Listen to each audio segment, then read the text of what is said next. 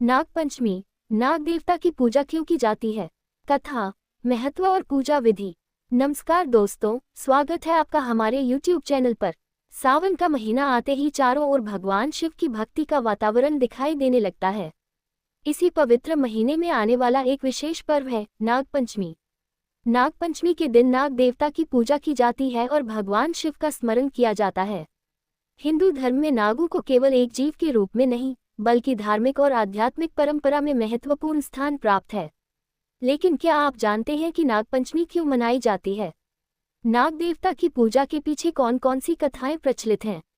इस दिन क्या करना शुभ माना जाता है और किन बातों से बचना चाहिए? आज की इस वीडियो में हम नागपंचमी से जुड़ी इन्हीं महत्वपूर्ण बातों को विस्तार से जानेंगे। वीडियो को अंत तक जरूर देखिएगा। नागपंचमी क्या है? हिंदू पंचांग के अनुसार श्रावण मास के शुक्ल पक्ष की पंचमी तिथि को नागपंचमी का पर्व मनाया जाता है। ये पर्व विशेष रूप से भगवान शिव और नाग देवताओं की आराधना से जुड़ा हुआ माना जाता है।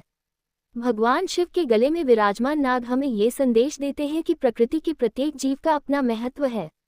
नाग भारतीय धार्मिक परंपरा में शक्ति, संरक्षण और प्रकृति के संतुलन के प्रतीक के रूप में भी देखे जाते हैं। नागपंचमी क्यों मनाई जाती है? नागपंचमी को लेकर अलग अलग क्षेत्रों में अलग अलग धार्मिक कथाएं और परंपराएं प्रचलित हैं। एक प्रसिद्ध कथा राजा परीक्षित और नागराज तक्षक से जुड़ी है। कथा के अनुसार राजा परीक्षित को एक ऋषि के श्राप के कारण नागराज तक्षक के द्वारा मृत्यु प्राप्त हुई। इसके बाद राजा के पुत्र जन्मेजय ने नागों से बदला लेने के लिए एक विशाल सर्प यज्ञ शुरू किया। कहा जाता है कि उस यज्ञ में बड़ी संख्या में नाग अग्नि में गिरने लगे।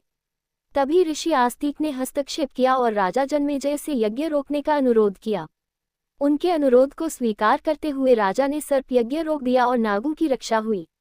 इसी परंपरा को नाग पूजा से जोड़कर भी देखा जाता है। हालांकि नाग पंचमी की कथाएं और मान्यताएं अलग अलग क्षेत्रों में अलग रूपों में मिलती हैं। भगवान शिव और नाग का संबंध।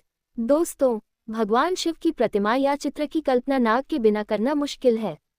भगवान शिव के गले में नागराज विराजमान रहते हैं। ये केवल धार्मिक प्रतीक नहीं है, बल्कि इसके पीछे गहरा आध्यात्मिक संदेश भी माना जाता है। नाग भय का प्रतीक हो सकता है, लेकिन भगवान शिव के गले में नाग का होना ये संदेश देता है कि जिसने अपने भय और अहंकार पर नियंत्रण पा लिया, उसके लिए भय भी शक्ति में बदल सकता है। इसी कारण सावन के महीने में नाग पंचमी का पर्व भगवान शिव की आराधना से विशेष रूप से जुड़ा हुआ माना जाता है। नाग पंचमी के दिन पूजा कैसे करें? अब बात करते हैं नाग पंचमी की पूजा विधि की। सुबह जल्दी उठकर स्नान करें और साफ कपड़े पहनें। इसके बाद घर के पूजा स्थान को साफ करें। भगवान शिव और नाग देवता का ध्यान करें। परंपरा के अनुसार नाग देवता की तस्वीर या प्रतिमा पर जल और पुष्प अर्पित किए जाते हैं। भगवान शिव को जल, बेलपत्र और पुष्प अर्पित करें। इसके बाद श्रद्धा से भगवान शिव के मंत्रों का जाप करें। आप चाहें तो ओम नमः शिवाय का जाप कर सकते हैं। इसके साथ नाग देवता से परिवार की सुख, शांति और सुरक्षा की प्रार्थना करें। ध्यान रखें कि पूजा श्रद्धा और परंपरा के अनुसार करें। क्या नाग को दूध पिलाना चाहिए? नाग पंचमी पर अक्सर नागों को दूध पिलाने की परंपरा दिखाई देती है, लेकिन यहाँ एक महत्वपूर्ण बात समझना जरूरी है। सांप प्राकृतिक रूप से दूध पीने वाले जीव नहीं हैं, इसलिए वास्तविक सांपों को दूध पिलाना उनके स्वास्थ्य के लिए नुकसानदायक हो सकता है। इसलिए धार्मिक आस्था का सम्मान करते हुए नाग देवता की प्रतीकात्मक पूजा करना बेहतर है और वास्तविक सांपों को परेशान या पकड़ना नहीं चाहिए। नाग पंचमी पर क्या नहीं करना चाहिए? नाग पंचमी केवल पूजा का पर्व नहीं, बल्कि प्रकृति और जीव जंतुओं के प्रति सम्मान का संदेश भी देता है। इस दिन सांपों को पकड़ना, उन्हें परेशान करना या उनके साथ किसी प्रकार का प्रदर्शन करना उचित नहीं है। सांपों को मारने के बजाय उनसे सुरक्षित दूरी बनाए रखना चाहिए। अगर घर या आसपास सांप दिखाई दे तो उसे पकड़ने की कोशिश न करें। प्रशिक्षित वन्यजीव बचाव दल या स्थानीय विशेषज्ञ की सहायता लें। नाग पंचमी का आध्यात्मिक संदेश। दोस्तों, हमारे त्योहार केवल पूजा पाठ तक सीमित नहीं हैं, उनके पीछे जीवन को बेहतर बनाने की सीख भी छिपी होती है। नाग पंचमी हमें प्रकृति के साथ संतुलन बनाकर रहने का संदेश देती है। सांप हमारे पारिस्थितिकी तंत्र का महत्वपूर्ण हिस्सा हैं। वे चूहों और कई अन्य जीवों की संख्या को नियंत्रित करने में भूमिका निभाते हैं। इसलिए नाग पंचमी का एक संदेश ये भी हो सकता है कि हमें प्रकृति के प्रत्येक जीव के प्रति संवेदनशील होना चाहिए। नाग पंचमी पर भगवान शिव से क्या प्रार्थना करें?